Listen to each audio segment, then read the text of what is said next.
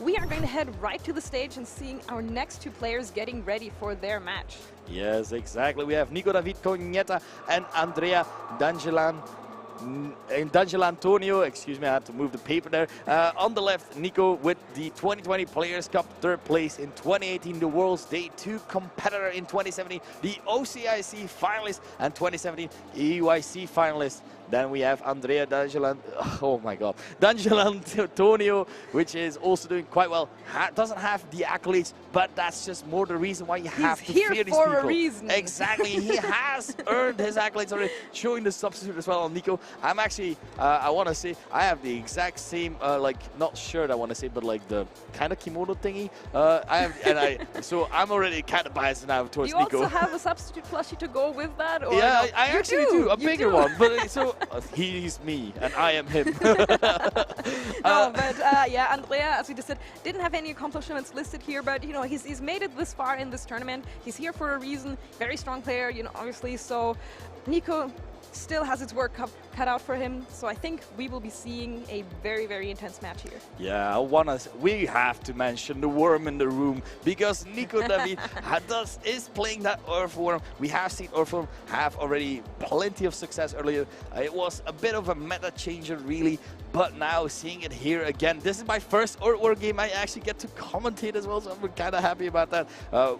The other worm on the team is also the Gyarados with the Intimidate. We have Dragonite, Chien-Pao, Fluttermane, and Ting-Lu, which is on its own a very interesting team, because a lot of it is built around this Ting-Lu and its Earthquake, because Earthworm not really minding this, and the Gyarados not minding it, and the Dragonite also not really minding it. We are going to see Nico's team on the screen here. Fluttermane, Earthworm, Chien-Pao, Gyarados, Ting-Lu, Dragonite. And as you just mentioned, you know, I really like the synergy that he has going on here. You know, he has Earthquake on 2 Pokemon and Bulldoze on 2 Pokemon again. Ting-Lu carrying both of those moves. And, you know, that synergizes really well with not only Gyarados and Dragonites being flying types, but also, of course, that Earth Eater from Earthworm, making it immune to ground types attacks, and actually also healing it when it gets hit by one. And that Chien-Pao, of course, will lower the defenses of all Pokemon on the field, meaning that these physical attackers, all aside from Fluttermane being the only special attacker here, will do even more damage.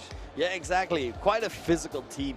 And the Earthworm, of course, being next to its ability, quite unique. Also having that attack being the Shed Tail, making sure that the Pokemon switches out with 50% and then takes 50% of its HP to then switch in another Pokemon quite free and clearly.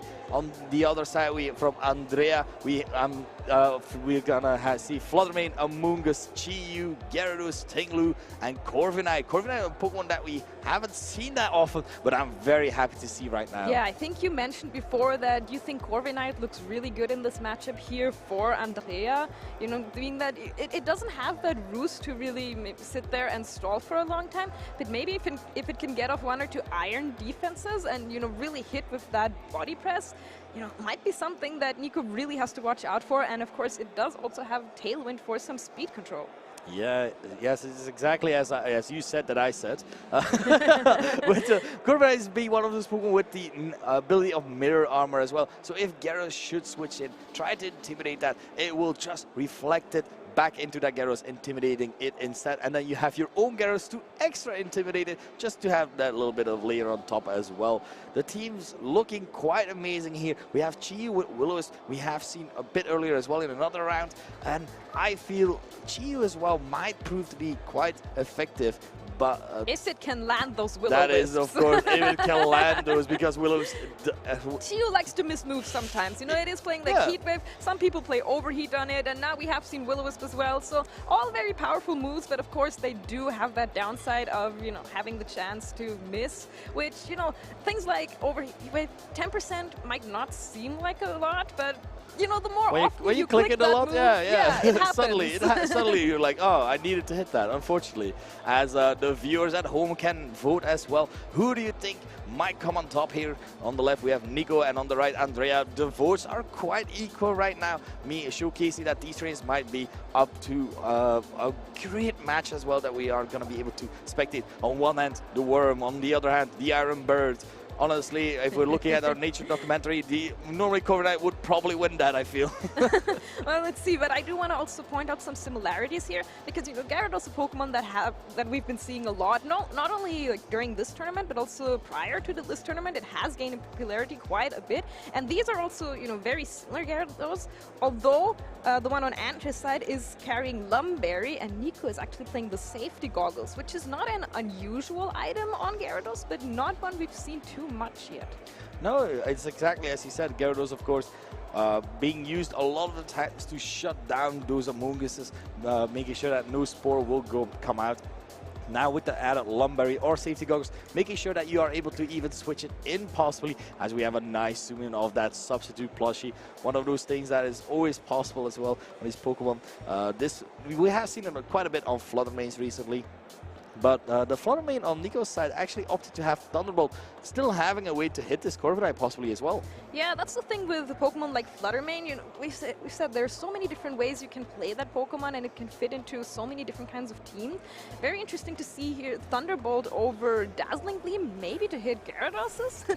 But we are going to get right into this game one on Andrea's side, Chi-Yu Fluttermane, and of course on Nico's side, Ting-Lu Gyarados. Gyarados' Intimidate here not going to matter too much, but Ting-Lu's ability, lowering all the special attack on the field, will mean that this Chi-Yu and Fluttermane are not going to do as much damage. Yeah, Ting-Lu being one of those Pokemon that really can mess with this lead of the Chi-Yu Fluttermane. Fluttermane still being able to do quite a bit of damage with any sort of Moonblast, but you have that Terra option as always.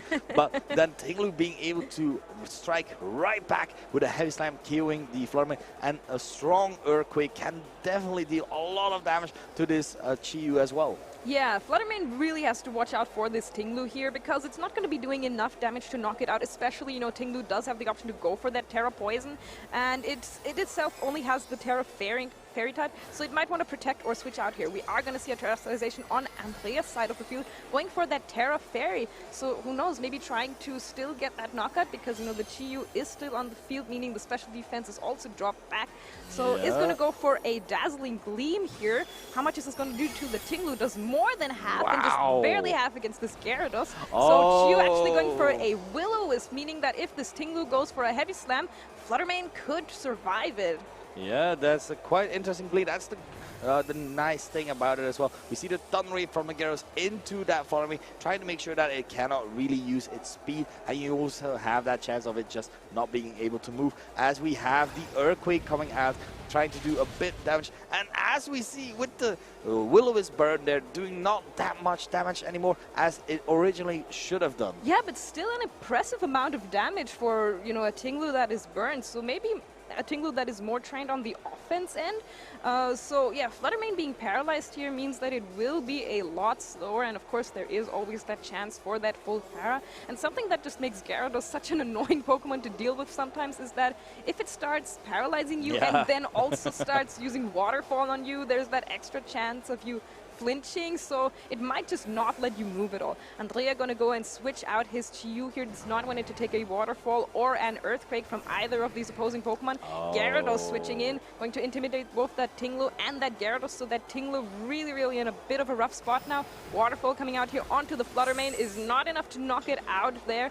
Ting-Lu though goes for what I believe is, I think, an Earthquake. Is not going to affect either of these Gyarados, but will hit that Fluttermane and be enough to knock it out. Critical hit here. I would say it didn't matter. Honestly, I'm willing to give the benefit of the doubt. You know, I don't think it mattered either.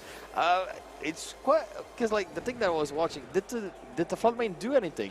Or is it slower than the Ting-Lu? Well, it was paralyzed, so yeah. I missed that then. It's right. Absolutely, my bad. But the Gyarados switching, really trying to make sure that these Pokemon that are right now with the Earthquake trying to hit hard, and with the Burn doing less and less damage. This Gyarados probably the next prime target for a possible Will-O-Wisp, as well as this Gyarados is the safety goggles instead of a Lumberry, like the opposing from Andrea's side.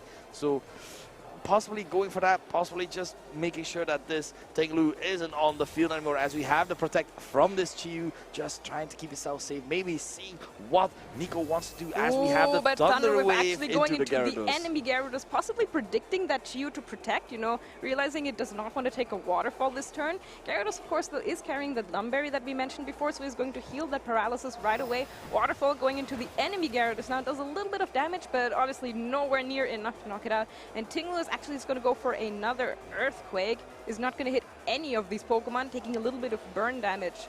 Yeah, the waterfall from the Andrea side into the Gyarados, trying to make sure that it has enough damage for a possible Chiyu, going for that Dark Pulse, trying to make sure that his Gyarados will be killed, even though the Tinglu is on the field. Gyarados, of course, being one of those Pokemon that's quite good defensively and especially hanging on the Gyarados. That is a huge strike because I really like that play from Andrea, you know, with that little bit of chip damage. Yes. So he was, I'm sure he was thinking that, oh yeah, this Dark Pulse is definitely enough. But that Gyarados super tanky, hanging on with 3 HP. Now Andrea with Waterfall firing back gets the KO on this Tinglu. But that survive on the Gyarados on Nico's side of the field.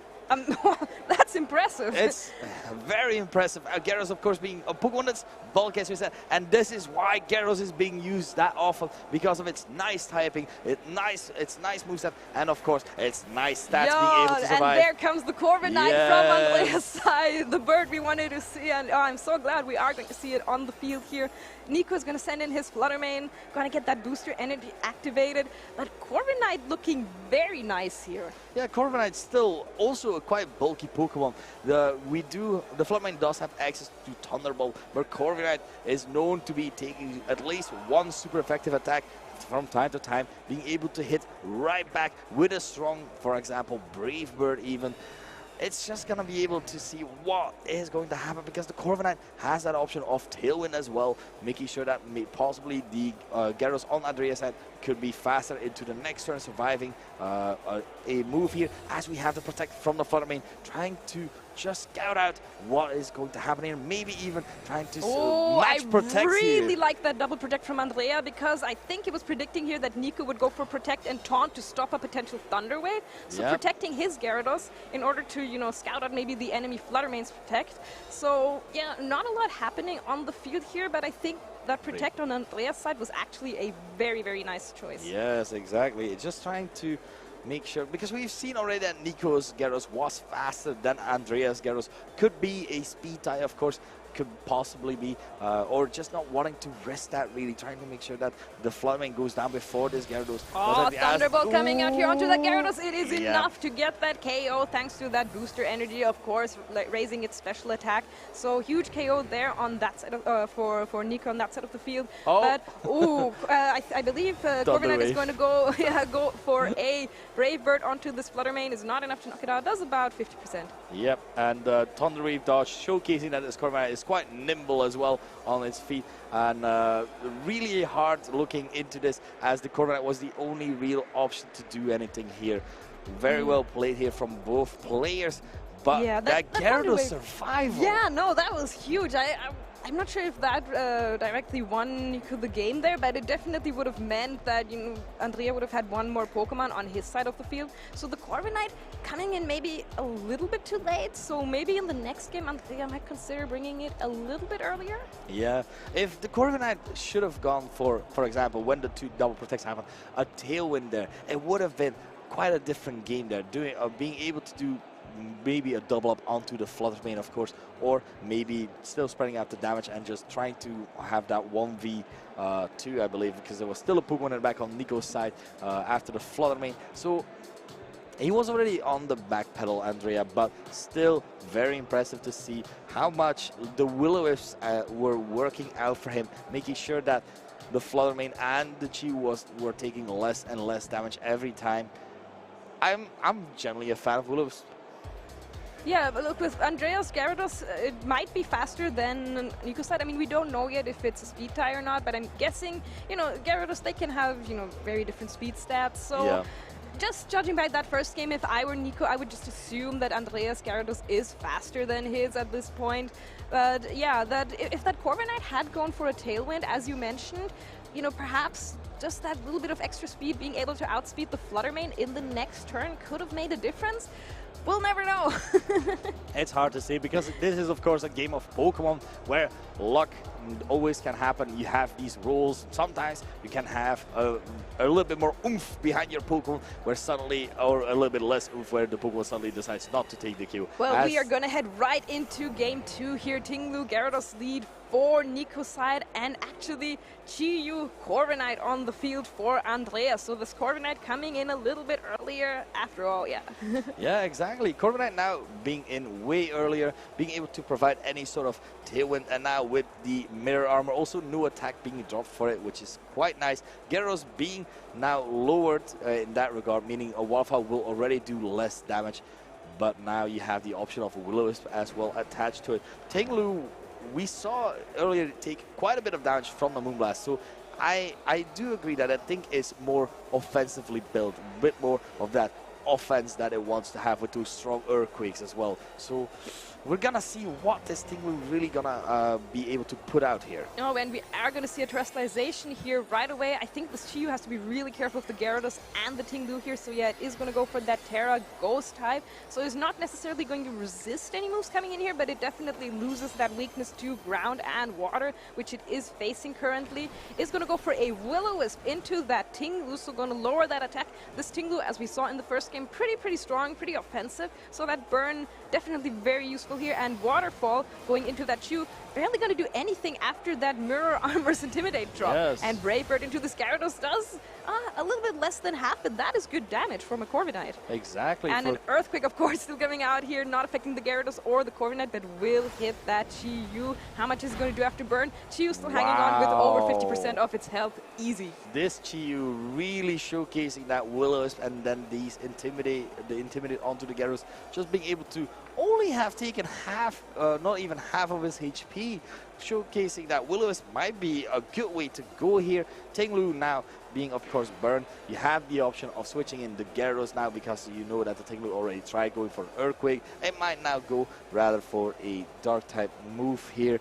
For example, well, the Ruination really not doing that much, but like a less spread here as the Protect comes out from the Chi-Yu, making sure that this Corviknight can do whatever it wants right now. Thunder Wave into the Corviknight slot, though I actually really like that by Nico because I think he realizes also this Chi-Yu is in a spot to be paralyzed, so probably going to go for a Protect here, and actually doubles that Corviknight with both the Thunder Wave and the Ruination, but it is going to heal up a little bit thanks to that Citrus Berry, and we are still going to see an attack here from the Corviknight. Is it going to be Brave Bird? It is going to be a Brave Bird into that Gyarados, doing a little bit more damage. Might be in KO range of another one. Oh, we've been here before. Is this Dark Pulse enough, though, to kill this Gyarados? Gyarados looking a bit lower than it was earlier, of course, but you can see the numbers if you're on Andrea's side, so it might look quite similar there, but the option is there to go for it. You also have the possible Gyarados in the back, just going for an Intimidate and just going for a third Brave Bird just to make sure that this Gyarados will go down. Yeah, we saw how tanky that Gyarados was in the last game, but so I'm not even sure if the Chi-Yu's Dark Pulse here would be enough to KO, but if it is, this Tinglu, you know, it doesn't have any Dark type moves aside from Ruination, which always does 50% damage, so it's not really in a position to KO the Chi-Yu here with an Earthquake or, you know, Heavy Slam or even Bulldoze. Chi-Yu is going to switch out here for Andreas, though, is going to bring in the Gyarados and fire off an Intimidate onto both of Nico's physical attackers here. Yeah, this Gyarados now double intimidated, and the Tinglu being intimidated, and Will-O-Wisp right now not really gonna do a lot of damage with this Waterfall coming out, as the Ruination coming out into that Corviknight, doing half of his HP, putting this Corviknight a bit lower every time. Oh, with the Tailwind now out, yes. So Andrea with speed control on his side of the field now, doubling the speed of all of his Pokemon for 3 more turns. So, you know, now we know that Andrea's Gyarados is definitely faster than Nico's thanks to that speed control. And, you know, the Tinglu, it's been intimidated, it's been burned, it's, you know, it's not really doing any damage It's not here. really But enjoying its time. it's not really enjoying it, but it it is playing Ruination, which can still do half damage to anything on the field. The Corviknight, it already has taken a good amount of damage. Cannot be knocked out by the Tinglu here, but maybe the Gyarados can take a Ruination here. Waterfall though coming out barely does not get the KO with the critical hit. So Waterfall from Nico's side also coming out is not enough to knock out this Corviknight, and a body press being enough to finish off this Tinglu. So I'm wondering if that Corviknight hadn't targeted the Tinglu, if it had gone down to the burn. But then again, the Gyarados did get the critical hit. So very nice play from Andrea there to just double that Tinglu, realizing that even though it is burned, it is intimidated. That Ruination, can't just let it stay on the field and let it spam that. Yeah, exactly. Especially if you have a Chi-Yu in the back wanting to use its special attack stat as well. Fluttermane coming in instead, and this Corviknight is quite low. So really right now, this Fluttermane can kind of clean that up at least. It is still Thunder Wave as well. Gyarados naturally faster than the Corviknight, even in Tailwind.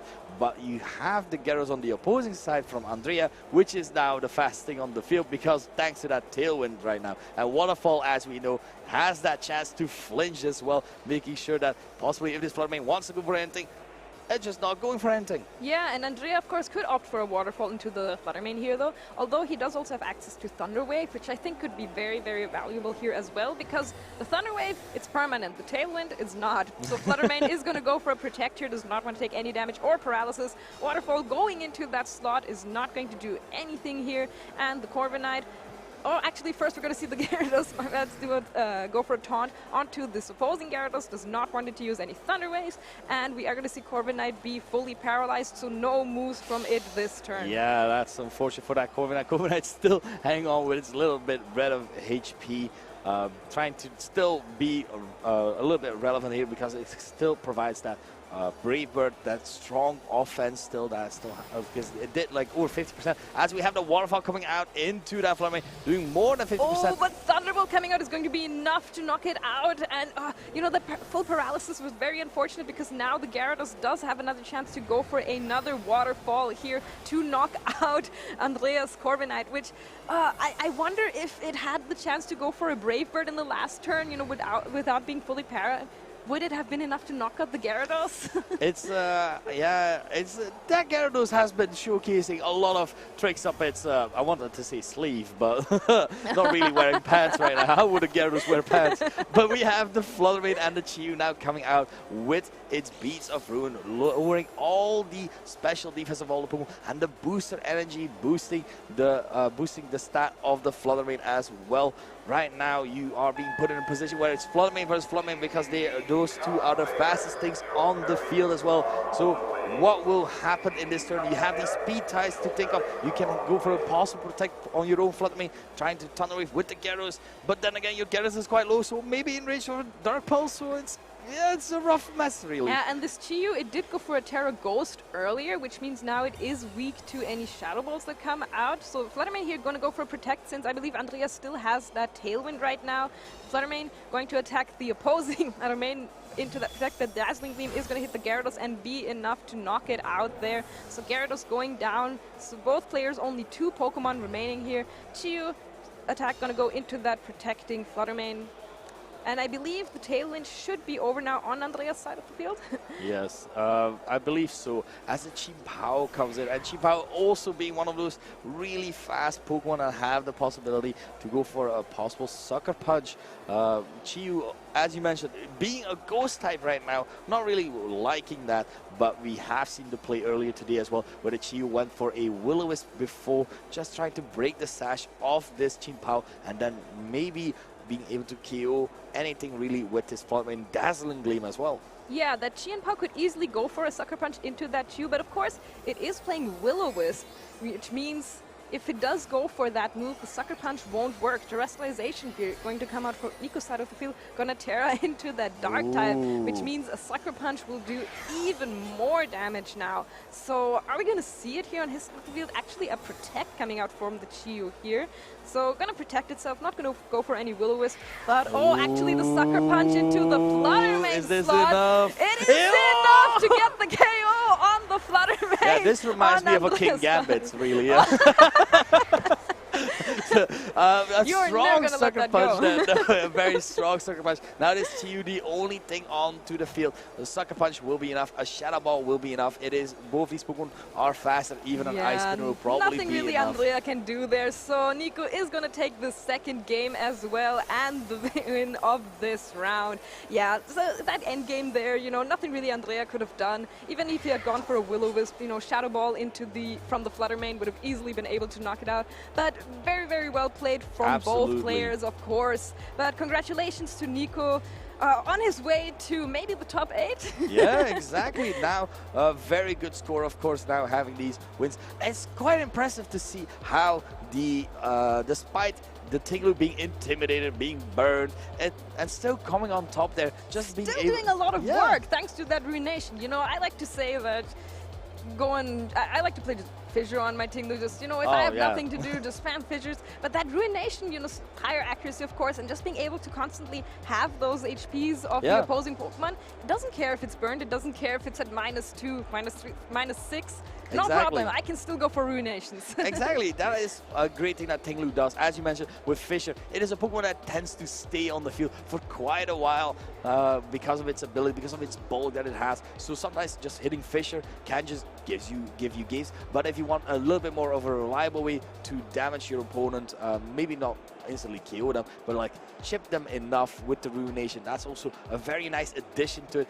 making way for its teammates. Yeah, and you know, Flutter Mane being one of the most popular Pokemon in the format, and paired with that Chiyu, you know, with Chiyu's ability lowering special defense on all sides of the field, it's, you know, a very powerful and very scary combination. So Tinglu just being able to even that out, you know, dropping special attacks on the field makes just a really good Pokemon to have in that matchup there. Yeah, absolutely. The Corviknight, unfortunately, you know, it did not get that one Brave Bird out, and just judging by the damage it had done to the Gyarados before, I'm convinced that it would have been enough to knock out the Gyarados. So I wonder if that would have made some sort of a difference. It's hard to say, of course, because as we have said it many times, and we will say it many times again, because this is a game of Pokemon where we have those chance of just Lady Luck looking down, of those crits, the paralyze. It would have probably been put in a better position, of course, but like killing the Gyarados, meaning the Chien-Pao had to come in already earlier so that you had the possibility to do a bit more damage, and you already could make sort of a game plan around it already. But I feel like Nico did have that game in his hand. He was still abiding his time, waiting. All right, it's fine. You burn me. You intimidate me. I'll just Thunder Wave you. I'll just go for a bit of damage on both of these Pokemon. I'll Ruination. And I'll just make sure that you are being put in a less of a more optimal position. Yeah, and no, that's the reason why Thundurus, yes, I was going to say Gyarados. Reminds me a bit of a budget Thundurus with that, you know. Honestly, yeah. Yeah, in a way, because, you know, that Thunder Wave, not only lowering speed, but with the paralysis chance, and then, you know, going for waterfalls, being able to also flinch enemy Pokemon, really not giving it a chance to attack at all. You know, it may not be the most offensive Pokemon as actually blown my mind. I like the Thundurus comparison. I've been just like, oh my god, it's so true. Yeah, no, we used to see a lot of like Thundurus with Thunder Wave and Swagger, you know, Confusion, and also Thunder Wave, and then also the added bonus of a Rock Slide from a Landorus just would not let any Pokemon attack at all. Yeah. So it kind of reminds me of that. But you know, that is why Gyarados is such a good support Pokemon right now, because, you know, if the opponent can't attack, you know, can't hurt you. Yeah, just wins. Just make your opponent not attack you. That's easy. It's that easy. If your opponent can't attack, can't do damage, you win. Yeah, I mean, we did not get to see the Orthworm here, unfortunately, but yeah. It's terrible. Terrible. Yeah. But no, once again, I really like Nico's synergy on that side of the field, and also the fact that he had that Terra Dark on the Chien-Pao to get that KO on the Flutter Mane. I think that's...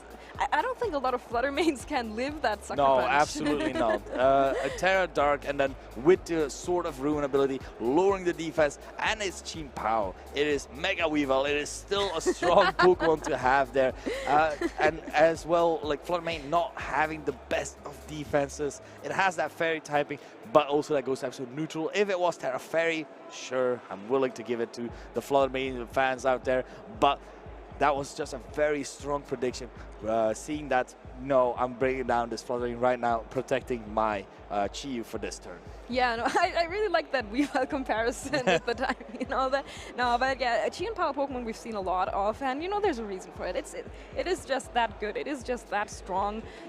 Like personally, you do have to keep in mind that it does not only lower the defenses of the enemy Pokemon, but also your partner, which is also the case for Chi-Yu. You also lower your partner's special defense on your side of the field, which means that the opponent can take advantage of that. And so that is something you do need to watch out for. But so far we've seen players, play around that just so perfectly. Players try to keep that in mind, because a lot of times when you just lead Dragonite, Chin Pao, and there's an Iron Hands on the field, and you Terra Normal, that Drain Punch will hurt you if it is able to go for one. That is one of those things that these new Pokemon have added to this metagame, where we have Chi-Yu dropping the special defense on all the field. As a lot of this metagame with Flutter Mane, especially if you have a Chi-Yu, it's kind of a double-edged sword, where you have to think like, okay, if that Flutter Mane is faster, I'm in trouble, aren't I? But I will admit, I've also had a few players tell me that they've actually stepped away from Chi-Yu just because of that chance to miss moves like Heat Wave and Overheat. Because, when you're playing a tournament like this, it's, they have a total of 14 Swiss rounds here, these top cut players, and there is still top 8 to go. So that is a lot of best of 3s and a lot of chances to click Heat Wave and also miss Heat Waves. Yeah, sometimes it's good to go for the reliable strategy where okay, this will hit. It's maybe a little bit less power. It's a little bit less offensive presence, but because we have seen Flamethrower on the Chi as well. Oh no, it is the Heat Wave. Sorry, earlier that was another match where the Chi was playing Flamethrower instead of Heat Wave, just having that certain damage as well. Like that, it is single target instead of Heat Wave double target. But it always hits. Exactly, you're just sure of it. You know the damage that it can bring, because that's one of the things what was happening as well with that Gyarados, trying to chip it down with the damage so that Dark Pulse could possibly KO. Unfortunately, not KO. It's good to have a way to have reliable damage still to open up the way for another Pokemon. Yeah, and that's the advantage of a combination such as Dragonite and Chi and Pao. They all have moves most of the time that hit. Always, unless you're playing something like a Rock Slide on a Dragonite, or maybe even an Icicle Crash on a Chi and Pao. It has happened. It's been around, Yeah, that's true. That is absolutely true. We have even seen Ice Shard. Ice Shard as well, to have that priority. But we are ready with the winner, with Nico Davide Cognetta at the interview area with Lee as well. So let's go take a look at that. Thank you, Simon and Shauna, and I am here with our round 12 winner, Davide Cognetta. Congratulations, my friend, for that impressive performance in that last round. How are you feeling? Very happy to have won this match. I was very scared before the round. I saw Corviknight on the team sheet and was very afraid of Iron defense, which is very problematic for Earthworm. And my only answer to Corviknight was Flutter Mane, which was key in the matchup.